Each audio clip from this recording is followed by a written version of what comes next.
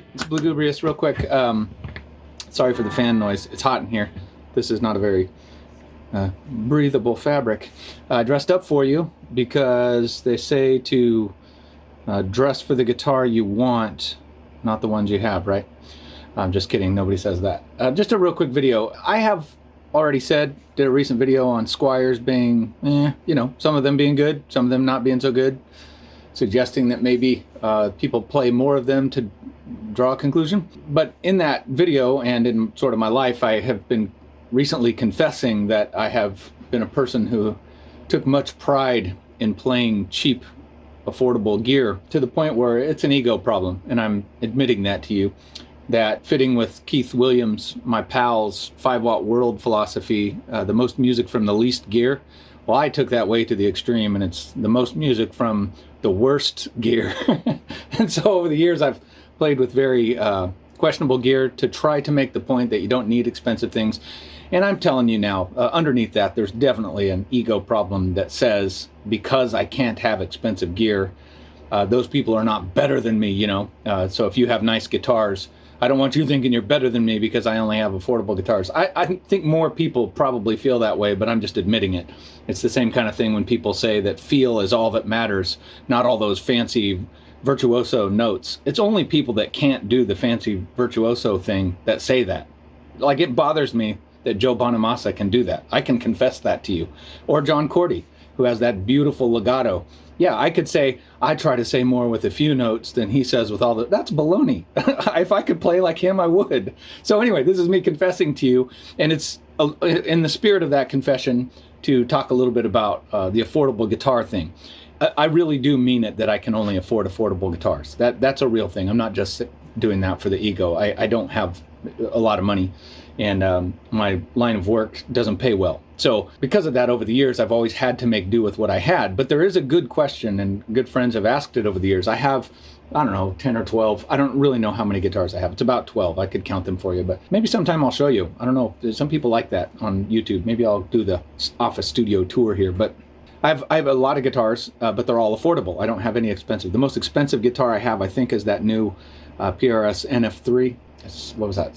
700 or whatever, however much it is. But I'm saying all that to tell you that the reason I have a lot of affordable guitars, I was joking with someone the other day that I was whining about not having a $3,000 guitar, but I do have $600 guitars, which balances out, right? But the idea is, for me, I want all the sounds of all the guitars.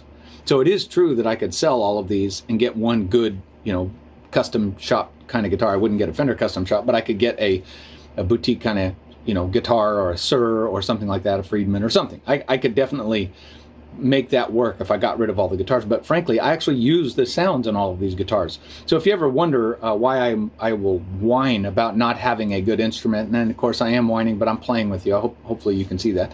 And why I don't sell all this stuff and get good instruments, that's why. It's because I really do love like the low output humbucker sound of that Harley Benton behind me, and I love the higher output sound of the one next to it, the PRS Tremonti, and this single coil P90 style Junior. They all have unique sounds, and I love them all. Because I record, and most of my work is production at home and making and writing music, I want all those sounds. So that's why. That's why I have a lot of affordable guitars instead of a few expensive ones.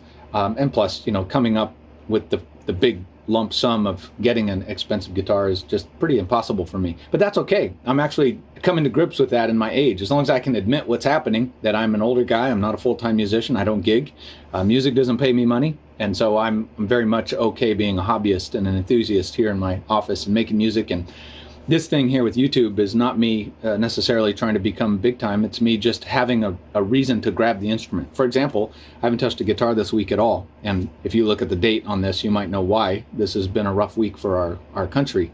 And I just haven't felt like making music. And so I haven't grabbed a guitar. Today I grabbed it to do this. And so YouTube makes me grab my guitars, and that's why I do it. And I do appreciate you, by the way. I have the subscribers I have, that, and you commenters, man, it means the world to me. I love interacting. So I hope I don't waste your time. I don't want to waste your time and give you nothing. I want to give you something worth listening to. So yes, the most music from the worst gear, and I have a lot of worst gear, but it's not the worst. It's pretty good, right? Harley Benton are pretty good affordable guitars. PRS imported guitars are pretty good. And my Squiers, now that I've dialed them all in, are pretty good. And my Fenders are okay too. I just don't love the headstock anymore. So that's me telling you, yeah, I play a lot of affordable guitars because I can't afford a few good ones, and I want all the sounds of the affordable ones. And it's also me confessing to you that I wish I had better guitars. I could admit that. I don't have to sit down and say my Squier is as good as your custom shop. I don't have to do that. I don't have to fib. I can say it's probably not, and I wish I had a really nice guitar, but I'm okay not having a real nice guitar. So this is confession time.